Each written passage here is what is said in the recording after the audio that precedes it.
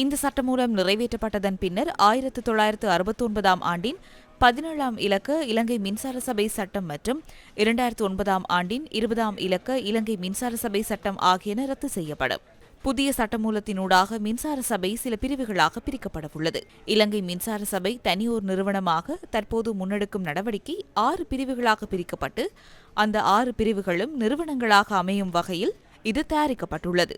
மின் உற்பத்தி, பரிமாற்றம், விநியோகம், சந்தைப்படுத்தல், வழங்கல் மற்றும் கொள்வனவு ஆகியன 6 பகுதிகளாகும். இதனூடாக புதிய போட்டிமிக்க முதலீட்டு சந்தர்ப்பங்களை உருவாக்குவதே அரசாங்கத்தின் எதிர்பார்ப்பாகும்.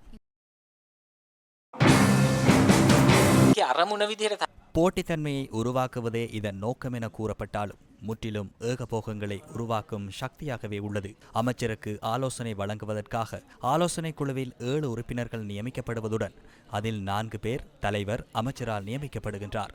இறுதியாக இது தொடர்பில் அமைச்சர் அனுமதி வழங்குகின்றார். வெளிநாடுகள் மின்சார திட்டத்தை எம்முடன் இணைக்கும் போதும் எமது நாட்டுக்கே அந்த அதிகாரம் கிடைக்கும் என இப்போது இந்த சரத்தில் உள்ளது. இது வெளிநாடு என கூறும் போது இந்தியாவையே குறிப்பிடப்பட்டுள்ளது.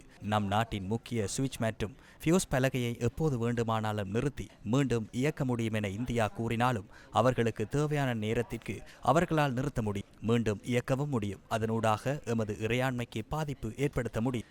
இது இந்தியாவில் எழுதப்பட்டுள்ளது. எவ்வாறெனில் இதன் பின் பக்கத்தில் ஆங்கிலத்தில் பல இடங்களில் ஒரு வார்த்தை எழுதப்பட்டுள்ளது. அது லார்ட் டிஸ்பேட்ச் என்ற வார்த்தை. அது இந்தியாவுக்கு சொந்தமான வார்த்தை. உலகில் எந்த ஒரு நாடுகளும் லார்ட் டிஸ்பேட்ச் என்ற வார்த்தையினை பயன்படுத்தியதில்லை. அதனால் இந்த சட்டமூலத்தினை இந்தியாவால் மாத்திரமே எழுத முடியும்.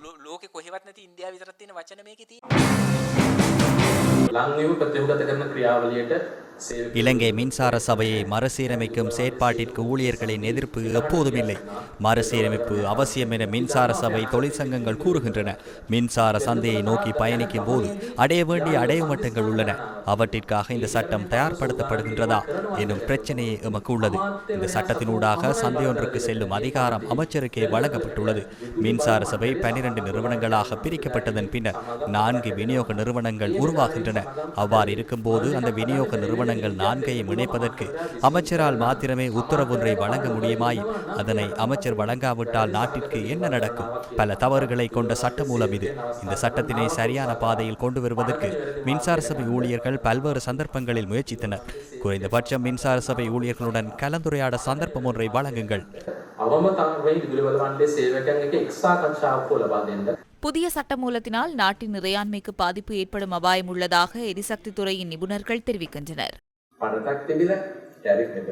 சட்டம் ஒன்று உள்ளது, டாரிஃப் மெத்தோலஜி ஒன்றும் உள்ளது, வர்த்தமானியில் டைம் டேபிள் ஒன்றும் உள்ளது. எனினும் மின்சார கட்டணம் குறைவடைவாயின் வர்த்தமானியின் காலப்பகுதியில் அல்ல, இப்போதும். எனவே இருக்கின்ற ஒழுங்குமுறைகள் அகற்றப்படும் போது மின்சார கட்டணத்திற்கு என்ன நடக்கும்? இந்த செயல்முறை எவ்வாறு செயற்படுத்தப்படுகின்றது? அத்துடன் இதனை செய்பவர்கள் யாவர் என்ற பிரச்சனை எமக்குள்ளது. சட்டமூலத்தில் மேலும் குறைபாடுகள் காணப்படுகின்றன. ஃபைனோ சிமிலர் அதர் திங்ஸ் எனும் விடயத்தை பயன்படுத்தியுள்ளனர். வழமையாக லீகல் டாக்குமெண்ட்களில் நான் கூறிய இந்த வார்த்தையை பார்த்ததில்லை. நாம் நாடு என்ற ரீதியில் இந்த சட்டமூலத்தை வெளிக்கொணர்கின்றோம்.